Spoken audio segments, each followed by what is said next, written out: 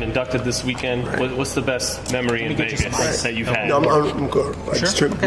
Being that it is Nevada Boxing Hall of Fame. First of all, I would never walk out on y'all guys. If Fat Gloves on, I see my guy with the hat on over there. Then I see my younger guy out of the crew. And it's good to be here, man. And one thing, too, it's good to be here around other inductees and other champions that put in good work over the years. And one of them, of course, is Winky, Wright, and Hasim, Rahman, and go on and on. But yeah, it's really it's a really respectful flashback of what you have done over the years. What's the sweetest memory out here in Nevada? Was it knocking out Oscar? Well, it was. That was on a level of stardom, yes. So that was sweet as far as in my career and winning a fight that I was by the scorecards. They said I was losing, but I think it was more of the multiple fights I had in Vegas / the desert. Because when you fight in Vegas, that's actually the stage of you made it. Like New York, the Garden. Don't get me wrong, has a different feel than when you hit the Vegas stage. There's something about Vegas, the biggest entertainment city in the world, or especially in the United States. So you got people from all over the world comes to Vegas, and Vegas is the worldwide mecca of entertainment. In boxing, the biggest fights happen here, and then it's New York and whoever else in the middle, and whoever else is in the categories of 2, 3, 4, 5, and all the way down to the numbers. But Vegas is where you made it. How fitting is it that you're coming in with Winky on the same class? That's good, man, because. Of our history, and also because Winky, Southpaw, one of the best defensive fighter of my era,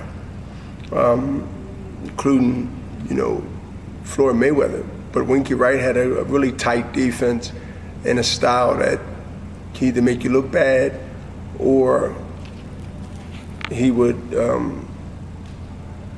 beat you up, and you would never be able to get him with a good, clean shot. So Winky was one of those I call them sleeper fighters, like the guy come in, doesn't look like he do too much, but hands always up, good defense, and they say, you got cuts and bruises all over your face, later in the fight. So Winky was one of those type guys that was like a workhorse who continue to work round by round by round. And I haven't been knocked out many times. What's the reason why you got into the fight game? The boxing game. Inherited from two uncles on both sides of the family, mother and father, and also from the neighborhood and upbringing of the community. And as I say, been introduced basically by bloodline of uncles. Had a lot of fighting in neighborhoods, and had a lot of fighting in school, had a lot of fighting in reform schools to county jail to state prison. And then it became clear that this is what I want to do.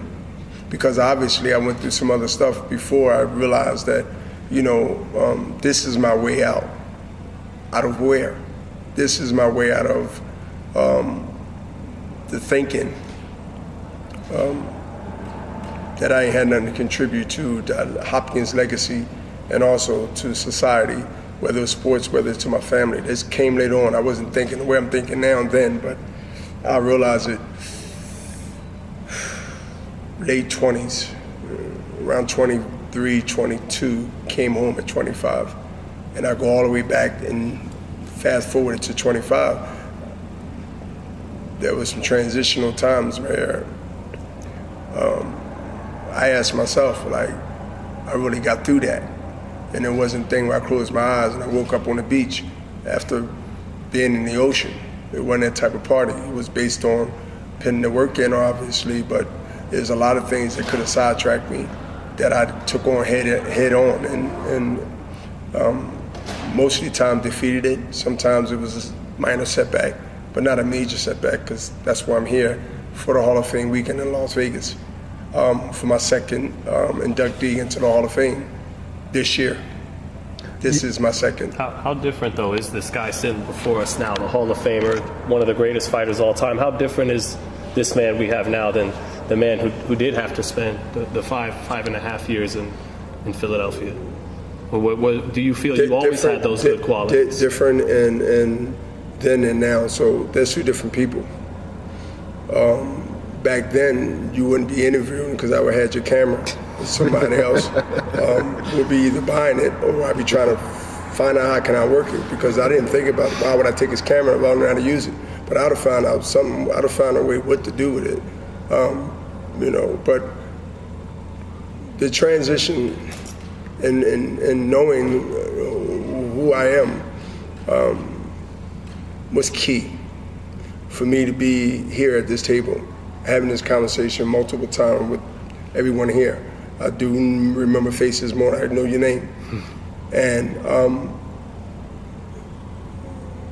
boy, I am so glad and honored to be honored, and also to pat myself on the back to remind me that I deserve that, to give myself a hug, but not bask in it for life, but because things won't let you. But you must understand that if I can pull through the odds of the norm, then I'm the poster man to never give up, never throw the towel in, indefinitely. Never let no one throw it on you and you accept it. You can throw it in, but you can kick it out and throw it out. We've seen that in the ring, we've seen that in life. So I use those lessons in life of boxing and inject it into my life personally. There's evidence, because I haven't been in any one jail cell for 30 plus years. And then I'm taking pictures with cops, federal agents, and signing autographs. And if you follow me, which I believe you do, on my Instagram. Of course. I was with two captains in Philadelphia, and I was raising their arms 2 days ago. Literally 2 days ago, I posted that. And they stopped their squad cars and got out, knowing I eat at this breakfast spot every day. And they wanted to take a picture. And I raised their hand. I said, I don't know who won this fight, but I'm gonna raise your hand as a draw. As a draw. Who would ever think? And a book will be told in red. Movie 2 with That out of 7 siblings, second oldest, myself, who looked at authority as a threat. And now they are my friends and I'm their friends at higher places and in neighborhoods. So, boxing, because we're here for Hall of Fame weekend. What did boxing do for me overall? It put me in position that I know that I wouldn't have been put in if I didn't have a successful career, which is key. I don't know anybody that don't like winners. We accept, most of us, when we fall short. But it's something about the sweet taste of winning. Whatever it is, that winning and that attitude and that determination, because of boxing, because what I brought to boxing in my era and what boxing gave me, put me in a position to talk to people that I probably never had a chance to talk to or meet. Non-boxing related issues and things. And think about it. every now and then we have a person, especially boxing, that comes around and comes along and be able to give the media more what they asked for, other than Harry Bernard. In an hour that went past and you didn't even know it. If I was going to be remembered as just that, but for one question, that means you remember something about me and it wasn't bad. Maybe bad for years and you miss dinner, you miss your ride to to the airport, but you have something that our encounter for life that you remember. And these are the things about the Hall of Fame that you'll hear about. Even 3 years from now, which will be 5 when it's all said and done, up in Catastone, New York, where people will talk about what they remember about you, hopefully before you're dead. But even when you're dead, they will mention things, well, you know, and I'm gonna make sure I keep your ass up late even though I'm not here. Keep us, don't stop. that you wanna make sure that y'all gonna be saying, listen, man, I just let the camera roll and I asked him how he was doing. I'm glad I had that spirit. I'm glad I had that through all the things that I had to prepare for mentally with no apologetic bone or feeling of regrets on that part, because every now and then you must get out what's in you. If it's talking and it doesn't do more damage, talk on sister, talk on brother. And if you're saying things that's good for the ears and good for the people that's listening, whether they agree or disagree with you, then you might be changing somebody's thought to do something that they will regret later. So I changed lanes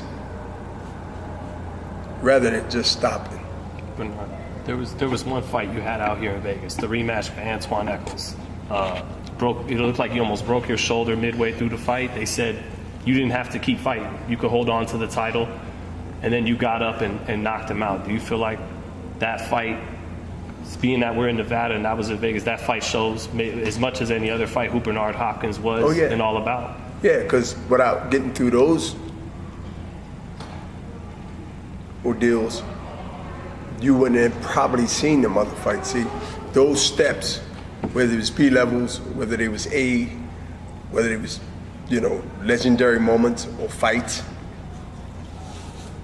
to get the Antoine Eccles 2 tough fights and the 3 tough fights with Robert Allen, it's repercussions in not winning for most of us. There's a very few that can not win in either a rematch clause or whatever.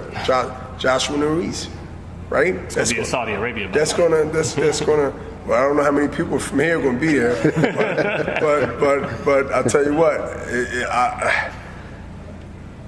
I'm predicting they change the venue before the time. Mm-hmm. We've heard those stories of the Middle East for fights, and it's happening more, but it doesn't always.